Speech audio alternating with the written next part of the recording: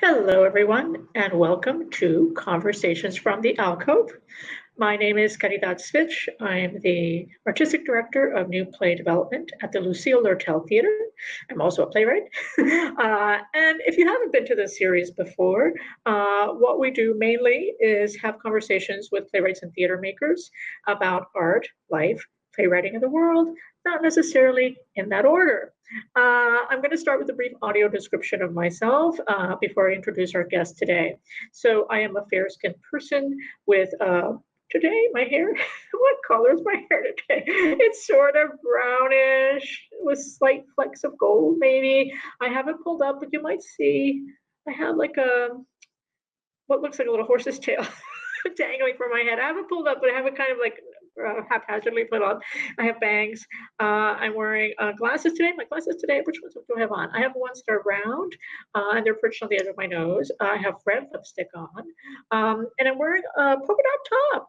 A black background, white polka dots, and behind me is a white background, which is real, not virtual. And on the side, you might see the outline of a window with some sort of like lines or something, and maybe some light coming in.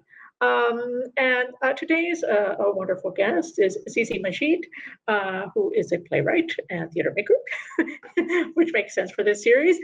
Zizi is a playwright whose plays advocate for a shared humanity. I'm quoting from their website. She is the inaugural recipient of the Julia Miles Playwriting Residency at WP Theater. 2022 to 23, Playwriting Fellow with the Dramatists Guild Foundation, and a proud alumni of the WP Lab. They teach playwriting at Syracuse University and have an MFA from Columbia University. They have other accolades too, but if I read all the accolades, then I'll just be reading accolades and we won't have a talk. So welcome, Zizi. Pleasure to be here, Caridad. Thank you so much for having me. Absolutely. For those of you who know this series, or if you don't, welcome. I always start with the same question, which is about the climate crisis. And how is the climate crisis affecting your art practice? Thank you for the question. Actually, over the past few years, I have written a couple of plays that have to do with climate change, and that's with climate change theater action. So the first play that I did was called Coast, and it was about the receding shoreline in the Bay of Bengal and how a lot of people in the local population have lost their homes. And the play actually takes place in the resort that is built on top of that land that has been cleared by the loss of the homes. And so that play was staged at Columbia. I think I wrote it during my second year when I was at Columbia. And then after that, the pandemic happened, and we all know how that went. And then the year after that, they invited me back, Climate Change in Action, invited me back to contribute another play for their publication. And so for my next play, I wrote a piece that was about a very successful Indian businessman who receives an award for his global entrepreneurship towards climate entrepreneurship, and when he goes to receive the award in Mumbai, his son from his first marriage appears at his hotel and says, and we discover that he left a young wife and child behind when he was a young man to move to America, and that his first wife has actually recently just passed as a result of her having to work in a factory with very dangerous environmental conditions because he had left her and the young son behind in his sort of chase for success in America. So I would say that in terms of my plays that look at the effects of climate change, I'm really interested in looking at how there's that opposition. One of the biggest things about realities of climate change is that it is the poorest populations in the world that are affected by the effects of climate change. It's the people who are living on coastal lines.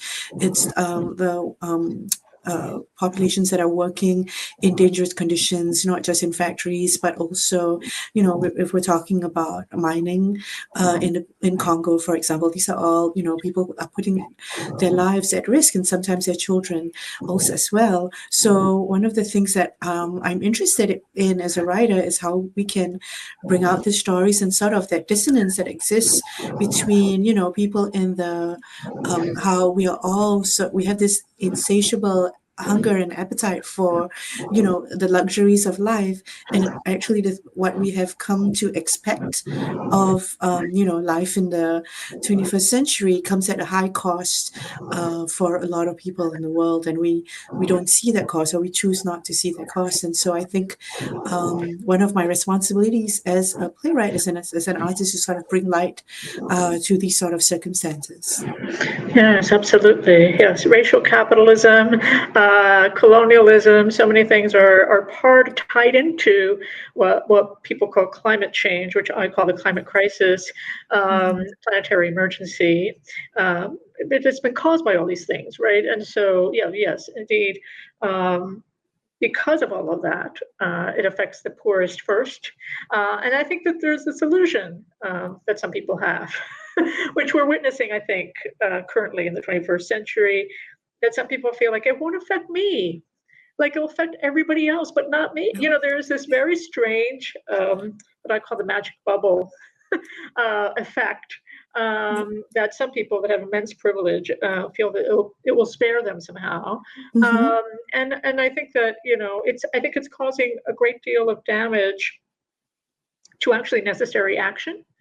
Yes. So anything we can do to kind of raise action is important. I'm a co-founder of Climate Change Theater Action with Chantal and Elaine Avila. We started that, and I'm so glad that it's blossomed and flourished. And it's been a passion of mine for a very long time to not only tell stories about the climate crisis, but also which we're in. And I think theater has been very slow to tell those stories, and also to think practically about how we're using the materials with which we make theater that can be cost effective, that can be ecologically conscious. Something that I do in my contracts when I have some power over anybody doing a play of mine is that I have a line item that says make sure that the production is ecologically conscious, sustainable, top down, scenography, costumes, lighting, etc. And to me, it's one small way to kind of try to kind of rupture this notion that A, that playwrights have no power, and B, that we actually have to start, we're so behind, you know what I mean? We have to actually put this into effect. Like, it can't just be like one production here, one production there. To that end, I wonder if when you're writing, when you're actually facing the page, when you're actually dreaming of a play, how are you thinking about the materiality of it? That's a really interesting question. The latest play that I was just working on, which is called Milk. And initially, when I first started writing the play, the setting is a bombed out house in Raqqa, Syria. And when I first started writing the play, it was based on an actual photograph of a house in Raqqa, Syria that has been bombed out, and the family still continues to live in that house. And one of the first things that had struck me about that photograph was how this woman and her 4 children take such incredible care of the space, even though like half of the wall is gone, and it's very clear that the floor has marks of air strikes and gunfire, but she keeps the house the house really neat, and everything has its place, and everything, it's really, really well kept, despite the lack of stuff. And I was really struck by that. And so when I first started writing the play, I had a very sort of detailed description of the set. But as I continued working on it, I realized that so much of it could be built into the dialogue. It is not necessary for and I as a playwright could like do that work to build it into the dialogue, and it did not have to materialize in in having like a physicalized house on stage.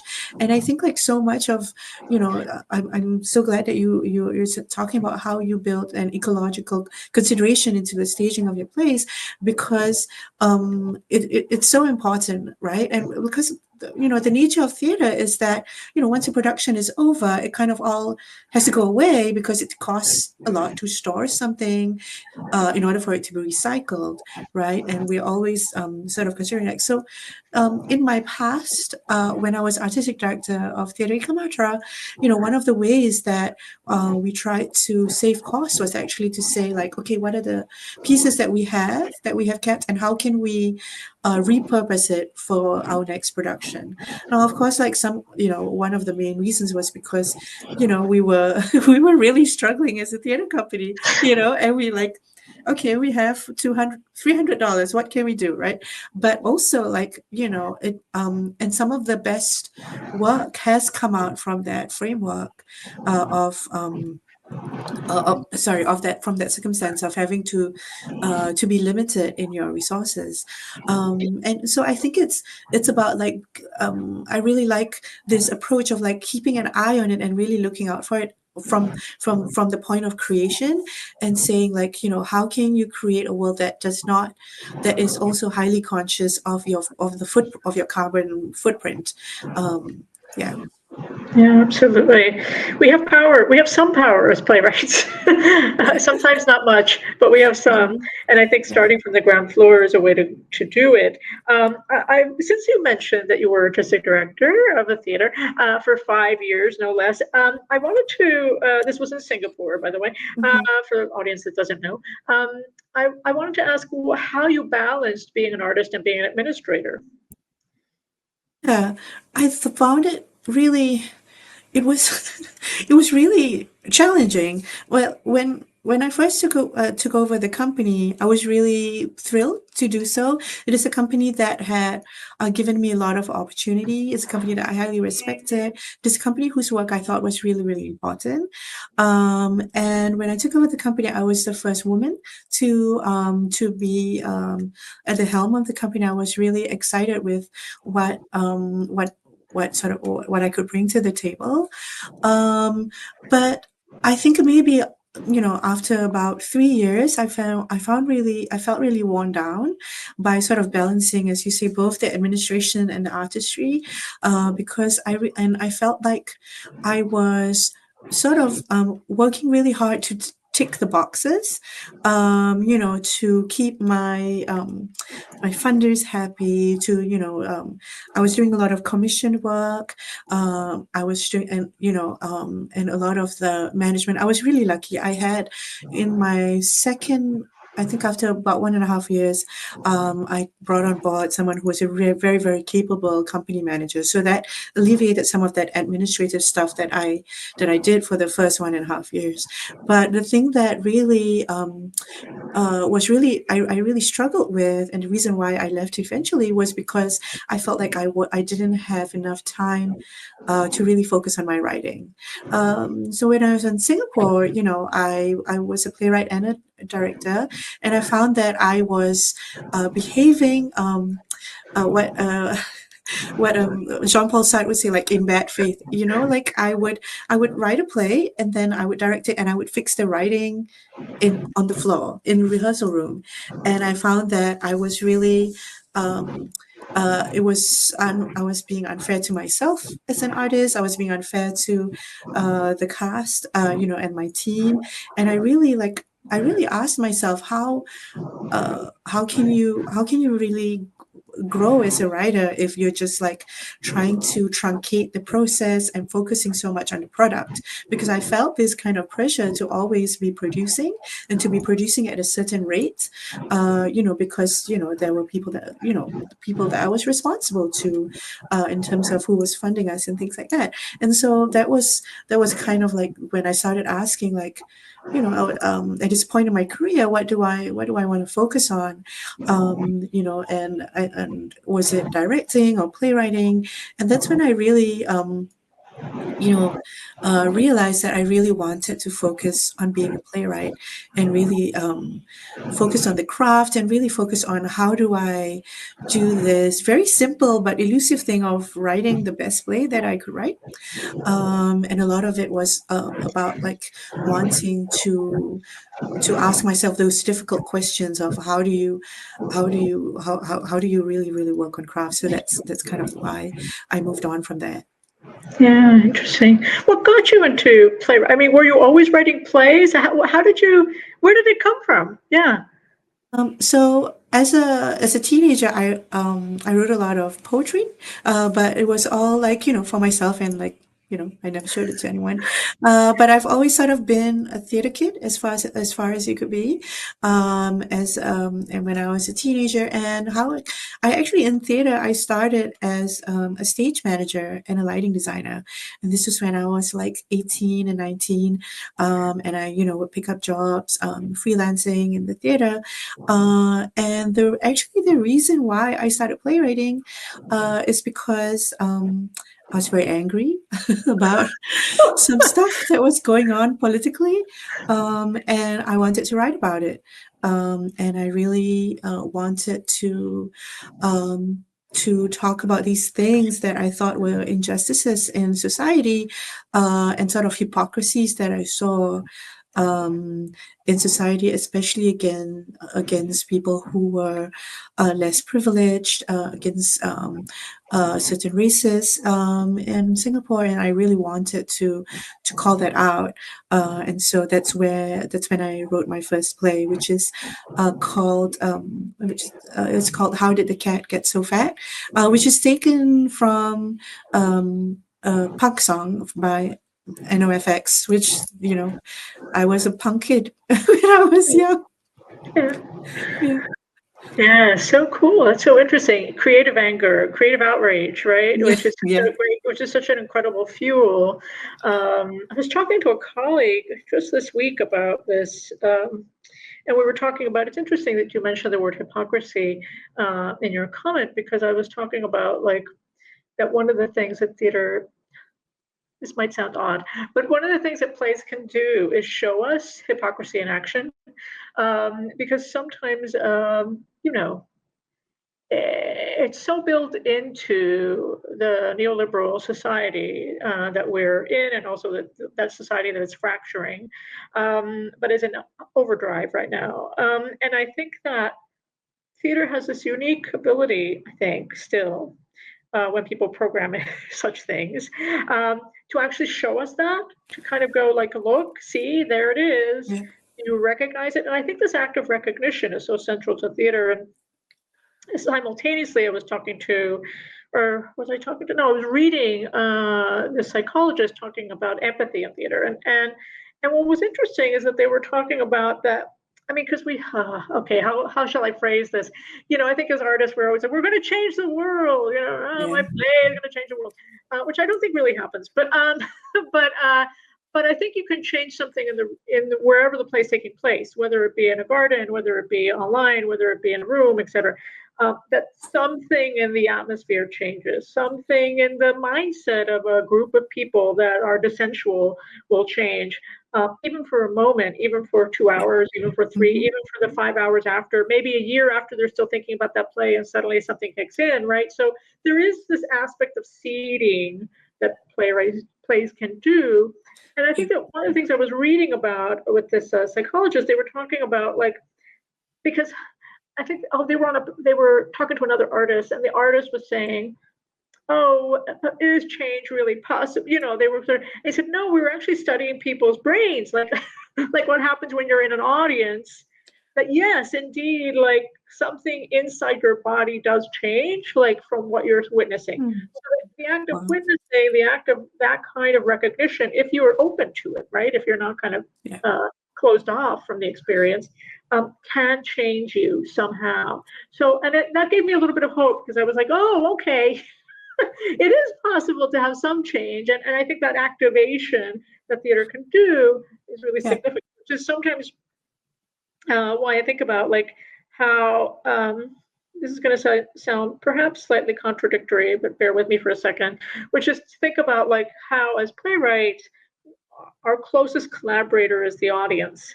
And to that end, I wonder how you do think about the audience when you're making, or if you do at all when you're writing. Yeah. Thank you so much for saying that, because I think about this idea of the audience in a particular way, because it came about a couple of years ago when after I had shared some pages and someone heard my work for the first time, and they said to me, but who is your audience? And I felt kind of, to be honest, like quite jolted by this comment, because I felt like, okay, as a playwright, how how do I consider, or how do I factor in the audience into my writing? Because like it is an imagined audience, right? And because like we don't know who's going to be in the seats. We don't know who's going to produce that work, and we can make assumptions, but those assumptions are, based on probabilities or biased, or we might read something, but we don't actually know. And I always remember what Jose Rivera said. He said, instead of thinking of who your audience is, think about who you're honoring in your work. And I think that is a really, really powerful idea. And ever since I heard him say that has become sort of my abiding principle of like, when I write my plays, who am I honoring with my work? Whose stories am I elevating? So for example, the play that I just completed when in my WP residency is about a woman who is a migrant from Syria, and is sort of this part of the wave of the global migration crisis, which is a very, very serious crisis. And so that is a story that she is who I'm honoring.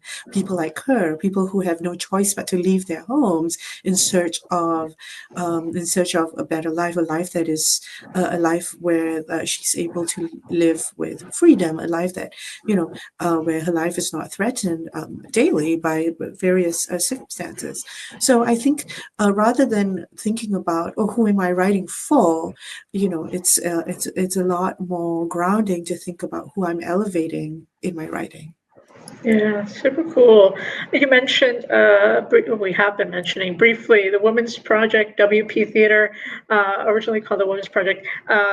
And you had a residency there, and I wonder what that experience is to be embedded inside of an organization, that sustaining a continued relationship, how that's nourishing you as an artist.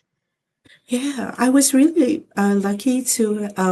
I've been with the WP in a number of ways for a number of years. So first, I was in the lab, which is playwrights, directors, and producers, and that was actually through the pandemic. And it's sort of like being in the lab kept me alive. In the pandemic, when I was in my little apartment. And it was really, what was really wonderful was really being with other women identifying, and other gender fluid artists who were, we were meeting once, we were meeting once a month, or was it twice a month, and we were really talking about theater at a time when it seemed like it was never going to come back, right?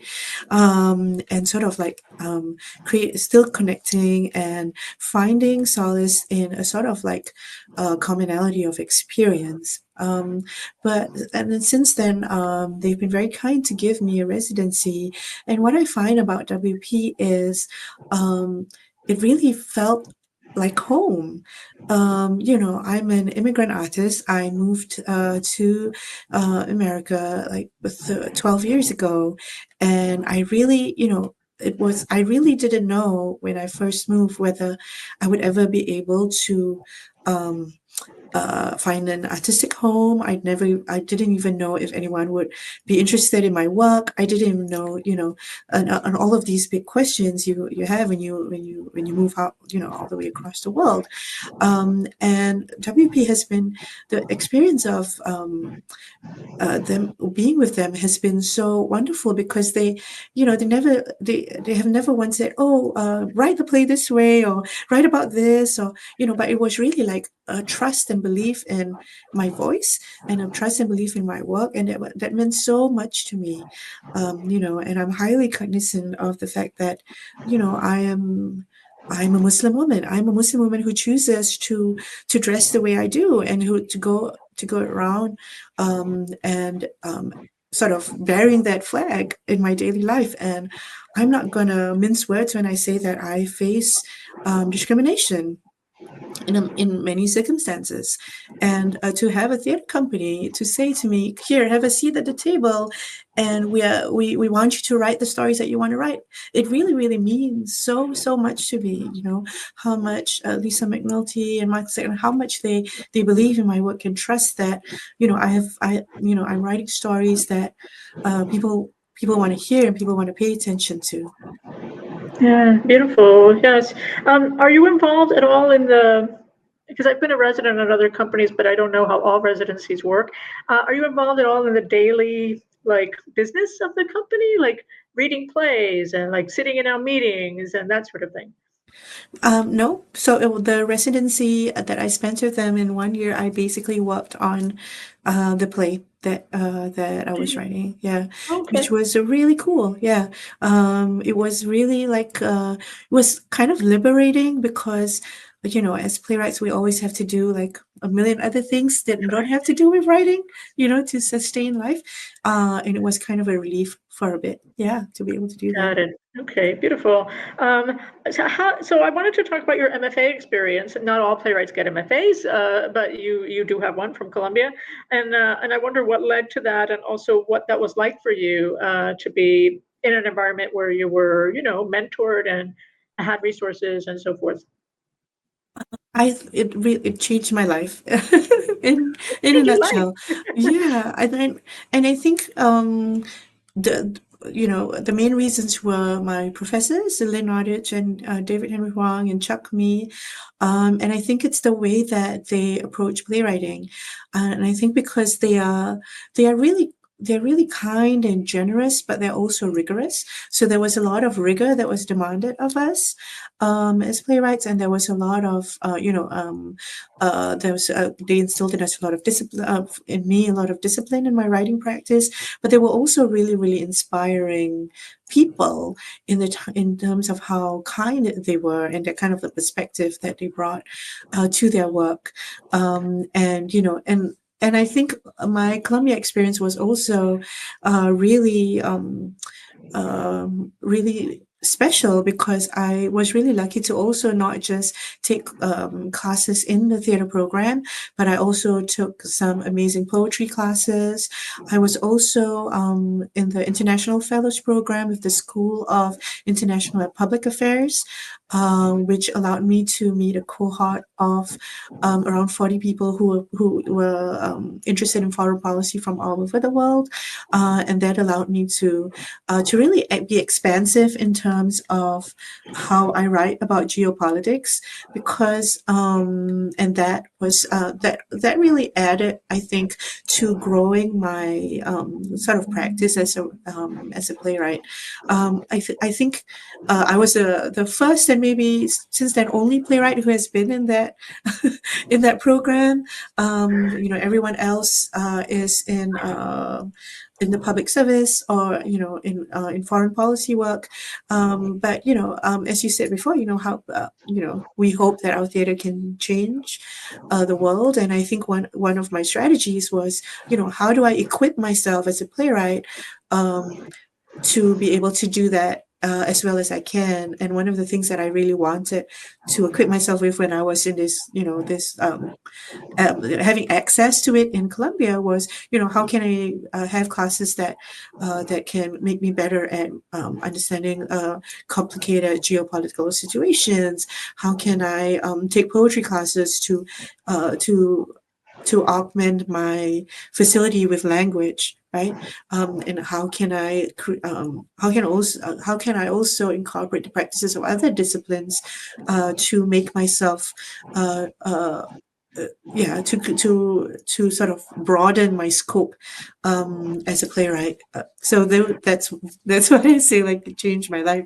Yeah. Yeah, it's amazing. Not all programs actually let you do that. I know, some of them are very, stay focused only on playwriting and do that 24/7 and like all of that stuff. Were you? I don't entirely know how it works there, but were you able to interact with the acting, with sort of the actors at Columbia and those classes, or was that something that you were not allowed to do? Oh, yes, we had this amazing class that was taught by Anne Bogart in our first year, and that's a collaboration class, and it's where we all work together, playwrights, directors, and actors, and we work together, and essentially it is like a 7-hour class. What? That happens. 7 hours? What? Okay, No. maybe 6, like every Monday, and it's like from morning until the late afternoon, and basically we are put together in teams and we create new pieces from the ground up. And Hmm. it's really about learning how to collaborate. It's really about testing out new ideas. And Anne she's really an amazing professor, and she's like, you guys, this has to be like really high standards. And when Anne Bogart says that to you, you're like, okay, we're going to do it, and we're going to do it really well. And I think that's one of the great experiences actually I had at Columbia, because in that class, and the sort of in our second year, we had another version of that class as well, where we didn't get to collaborate with the actors this time, but it was in the second year, it was directors, playwrights, and dramaturgs. And through it, I got to test out some new play ideas. I got to meet people who I still collaborate with now. I got to work with some people who I consider my best friends. And yeah, it's from the That's kind rigor of collaboration. Yeah. the rigor of collaboration, indeed. And you never know where you're going to find your collaborators either, right? Like it's sort of sometimes that you just click with people, right? I want to segue a little bit, but of course, it's also central to what we're talking about, which is making art in these very fraught times of polycrises. And yeah, how are you? How are you? You can also just rest, but how are you finding yourself moving forward? How are you trying to kind of like face the world and be a writer and have faith in this work that we do? Such a It's a challenging question, because I think we are so inundated with so many crises all the time. And it kind of feels like it kind of feels like the intention is to drown you. It kind of feels like the intention is to, like, um, make you just lie down and give up. Um, but Yes. my husband said the other day, he said this is the time for resilience, and I think that that is absolutely what it is now. It is the time for resilience. It is the time to speak out and to say the things that they don't want people don't want us to say, right? Because if we don't do it, then the alternative is really, really terrifying. And it is important that we understand that we have to do it, that we don't have a choice, right? That it's either we focus and we shore it up and we're resilient. If not, the world will just be worse and worse and worse, because yeah, we gotta we just gotta do it, and focus. It's yeah, the question of like, how do you focus? And I think I take a lot from looking at how other artists are brave as well. I remember when just after the election results came out, and I remember Lynn Nottage saying something on her Instagram about now is the time, now is the time for the work to be done, for us to get to work. And I remember that being very clearly, and I look a lot to her. I look a lot to Viet Thanh Nguyen. I follow him very closely on social media, and he's always so inspiring in terms of his courage and what he says, and he's always, first to speak. And I think it's important that we look at our heroes, and we look at people who are modeling that kind of resilience and bravery and courage. People like yourself too, like what they're doing, and sort of saying we're not alone, and let's do this work. Let's do this work together, because we know that we're on the right side. We know that we are on the right side because we're fighting for humanity, and so as long as we know that that is clear and true, that we are fighting for humanity, then the mission is uncomplicated in that sense. Yeah. Fighting for humanity and fighting for other species and fighting for the planet. Since we're coexisting and we're basically we're guests on this planet, and I feel like that gets forgotten so often by so many people with incredible amount of power, and it's very frustrating. And I think sometimes forgotten, shall I say, by theater itself. And I don't mean theater, the art form, but I mean theater, the industry, that forgets its connection to the planet, because sometimes the focus becomes bricks and mortar, right? And it's not about bricks and mortar. It's about people, and it's about people and other living things. And so, sometimes I cheekily say, we don't need the bricks and mortar. We could do it on a lawn. We could do it. You know what I mean? It's why I believe in kind of alternate spaces that don't depend on the capitalist transaction to fulfill what theater can do so well. And also it's about access, right? It's sort of not everybody can access for a variety of reasons, fiscal reasons, especially with the prices the way they are now, but also physically access, like literally a safety, and also to do with the history of spaces that have historically excluded people. So people don't feel actually like they even want to go there.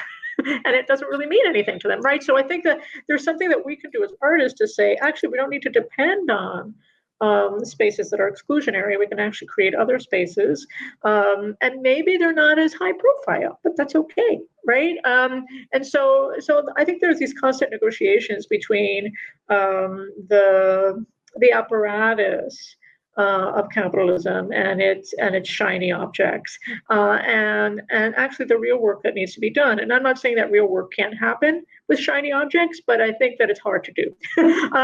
So I'll just put that out there. But I do think that there's something I want to sort of bring back something you said about, like, they're trying to drown us because there's so much going on. And I think sometimes I've been going through this myself and thinking, well, maybe just pick one subject. There's so many we could choose from. It's funny because it's like there's not there's like a plethora of things we can write about, to be honest. It's not like there's a dearth. It's actually, there's more subjects than we can think of. But actually, it's like choosing one becomes sort of crucial, right? Because right now it feels like there's too many subjects. What do I do, right? So I think that being really, really, that's why I asked about focus. It's like, well, being very selective, actually, which means that you can't write about everything. Oh, boo-hoo! But you can choose some things to write about, and hopefully other colleagues will be writing about some of the other things. I don't know if that speaks to you in any way, but I thought I'd throw it out there. Yes, thank you so much for saying that, actually, because I think the sort of focus and the depth is incredibly important. So, for example, for me, like, I'm really focusing on telling stories of Muslim women from the global diaspora, and really from the perspective of a Muslim woman. I think, like, Muslim women are presumed to be diminutive. We're presumed to be a monolith. It's presumed that we all have the same experience, and we're all the worst assumption, of course, is that we're all oppressed and we need to be saved. So, that's kind of my, currently my abiding principle is really to talk to my current mission is to say, hey, we are incredibly diverse. We are, we come from all over the world. We have, but, we're bound by, we are connected through our faith. But our stories deserve to be told, and our stories deserve to be told well, and sort of focusing on that, because I think there are, since I've been a playwright, there are stories out there about the Muslim experience, but I think the stories of from Muslim women themselves, I think that's still something that needs to be told and elevated. And so I kind of like focus. That's kind of my focus, because you're right. We can't tell all the stories. We would absolutely we would be drowning and trying to talk about everything, but I think becoming hyper focused, hyper clear on why we're doing it too, and that will give the depth and that is needed and necessary. Yeah. I wanted to throw a question in here about writing the antagonist. And do you have any I think often in playwriting pedagogy, there's this, right to your, I mean, if for some pedagogy, not all, but right to your protagonist, and the protagonist is somehow identified with you in some way, or not really, but sort of kind of people make that confusion all the time and like all this stuff. But sometimes I think there's something interesting about writing from the antagonist point of view, about writing from that place that's, well, could be more difficult or more challenging, or not not something that you necessarily identify with, right? And I just wonder if you've tackled sort of the antagonist position at all in your work. Good question. I think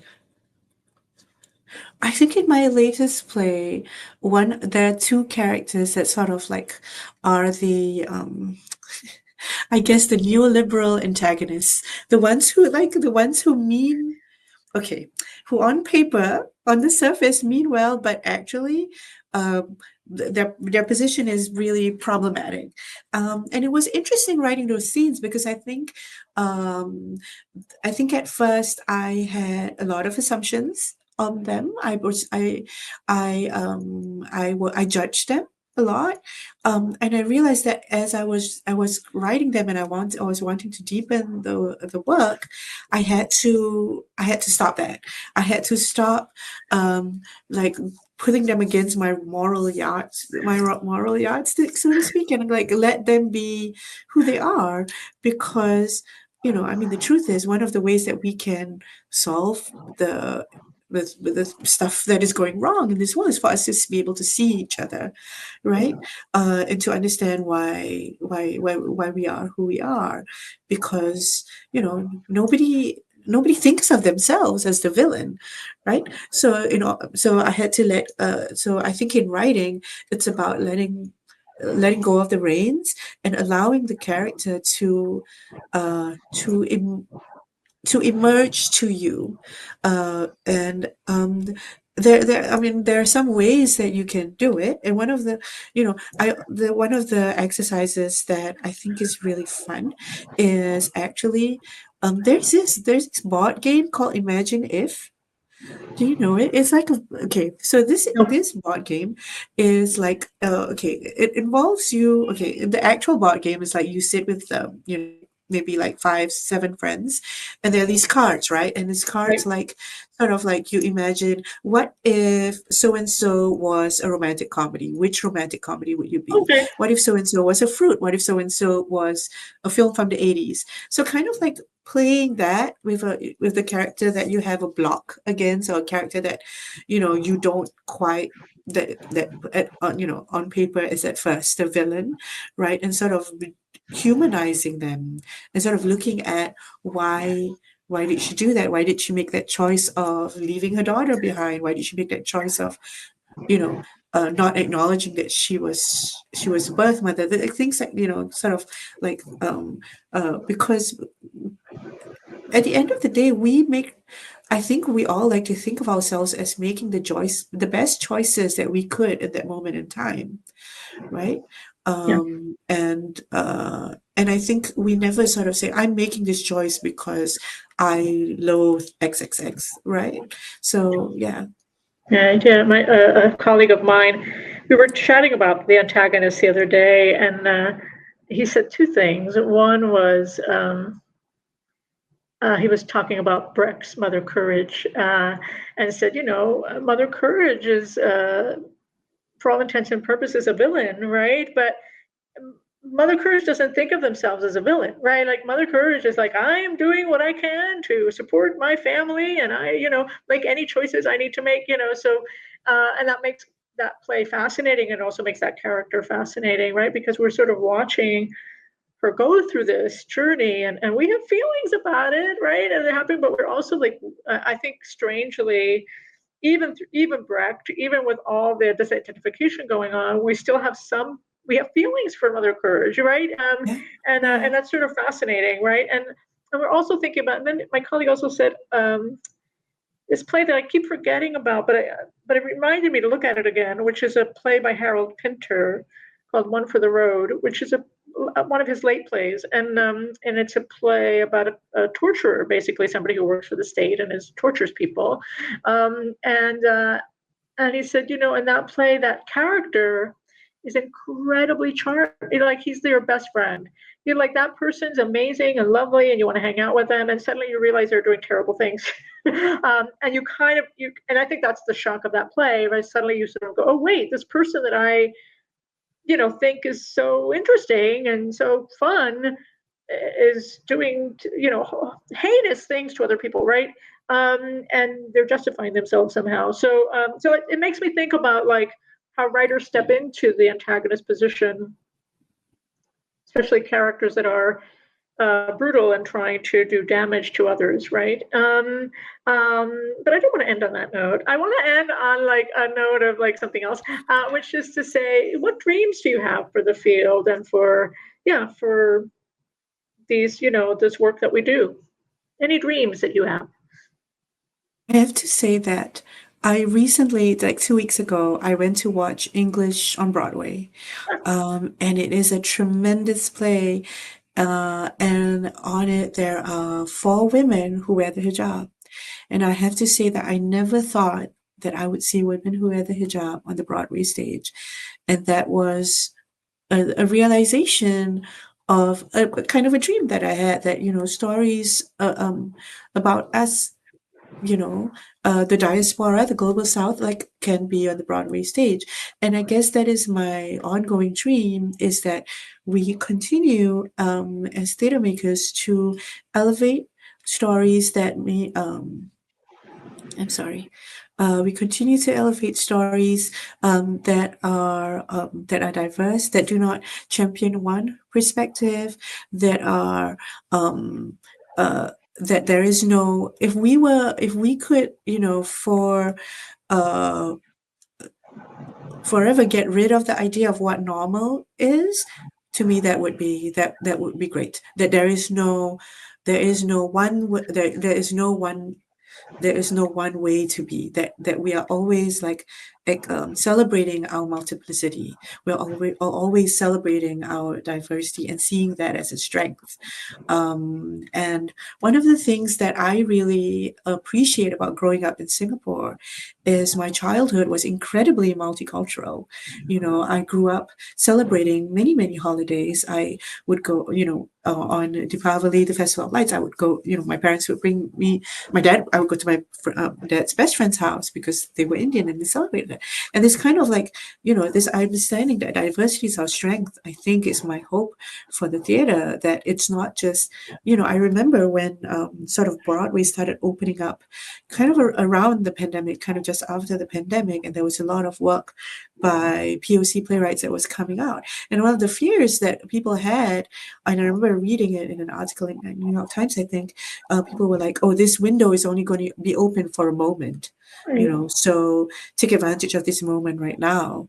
And and at the time I went like, oh, that is terrifying to me, to think that it is just this moment in time when they kind of allow you in, and then after that the doors close once again. So I think it is so important that we keep on upholding the principle of multiplicity and diversity, especially now. And everything around us is is trying so hard to say that you have to look like this in order to to have a valid voice or to be the most valid viewpoint. And I think we just need to keep saying no, and keep pushing our stories forward and keep asking other people to tell their stories as well. Yeah. Yeah, absolutely. What a beautiful note to end on. Thank you so much, Zizi, for taking the time today. For those of you that follow the series, there's more episodes in our back catalog and our forward catalog. So whoever you are out there, you are our audience, listeners, however you're experiencing this program. Keep checking in with us at the Lortel and the work we're doing at the Alcove, which tends to be a lot of it behind the scenes because we're developing work, but it's happening. It's real. It's happening. It's not mysterious. And occasionally we have digital readings so that are global access. So please check those out when they happen. For now, I'll say so long, but I'll stay online with my colleague after I hit end recording. So long, everyone out there.